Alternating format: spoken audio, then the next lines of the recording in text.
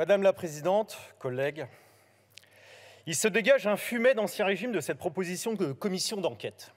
À vrai dire, il se dégage un fumet d'Ancien Régime au plus haut sommet de l'État.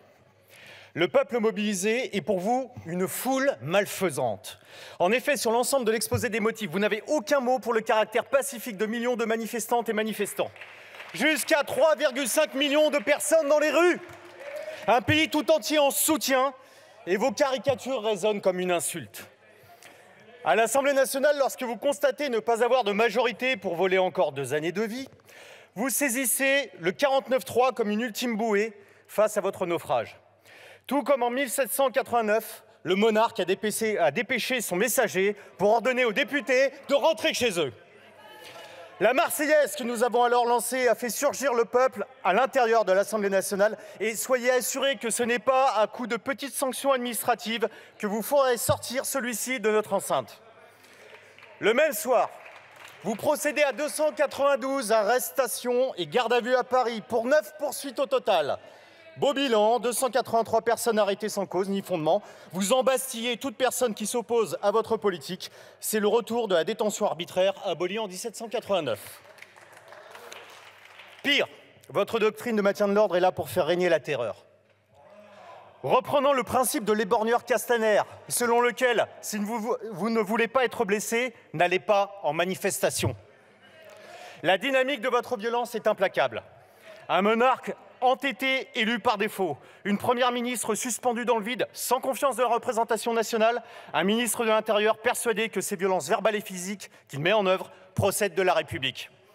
Nous ajouterons les joyaux auxiliaires de l'extrême droite, le Rassemblement national, qui, comme d'habitude, sert la soupe à la Macronie en venant taper sur la seule véritable opposition dans cet hémicycle, l'opposition de gauche, la NUPES. S'il vous plaît. On ne peut pas décréter l'apaisement en visant explicitement les partis de gauche qui se sont opposés à cette réforme des retraites. Là encore, les mots sont déguisés, tordus, pervertis. Les seuls responsables des corps meurtris, qu'ils soient sous des gilets jaunes, une carte de presse, un uniforme ou un bleu de travail, c'est Macron, Borne et Darmanin. En 1792, Robespierre mettait des gens en garde contre les intrigants qui cachent leurs vices derrière des mots vertueux et dénigrent les vertus pour des mots dégradants. Je sais que les droits de l'homme et la Révolution française, ça vous pose problème. Le mot terroriste, en voilà un mot dégradant que Darmanin colle donc à toute situation d'opposition politique, et pas que lui d'ailleurs. Reprendre le vocable terrorisme pour qualifier une pensée politique différente, c'est absolutiste. Macron n'est de ce côté pas en reste en évoquant les factieux. Alors, lorsque la contrôleuse générale des lieux de privation de liberté s'inquiète des arrestations arbitraires commises par le pouvoir, est-elle factieuse ou terroriste? Lorsque la commissaire aux droits de l'homme du Conseil de l'Europe s'inquiète elle aussi des arrestations arbitraires et de la réduction de la liberté d'expression en France, est-elle factieuse ou une terroriste? Lorsque le rapporteur spécial de l'ONU s'inquiète d'atteinte au droit fondamental de réunion et d'association, est-il un factieux ou un terroriste? Le ridicule de votre gouvernement fait de nous la risée du monde. À la fois Louis XVI et Marie-Antoinette, le roi Macron se mure dans un superbe isolement que tout le monde a pu constater le 8 mai dernier. Vous voulez ramener la concorde nationale? Cessez de criminaliser vos oppositions politiques et de réprimer le mouvement social. Et surtout, retirez votre réforme des retraites, injuste, inutile et illégitime. À présent, je veux m'adresser à nos concitoyennes et concitoyens, à ces dizaines de millions de travailleuses et travailleurs retraités, étudiantes et étudiants, jeunes en formation professionnelle. À vous toutes et tous qui manifestez, qui faites grève, qui signez des pétitions, qui organisez des piquets de grève, des blocages, des assemblées générales.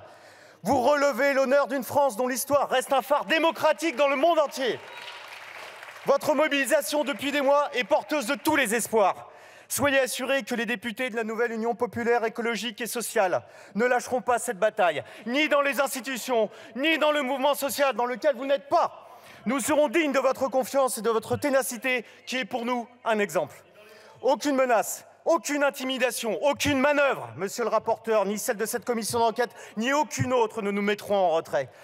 Vos combats Chères concitoyennes et chers concitoyens, pour l'égalité sociale et la préservation de notre environnement sont justes.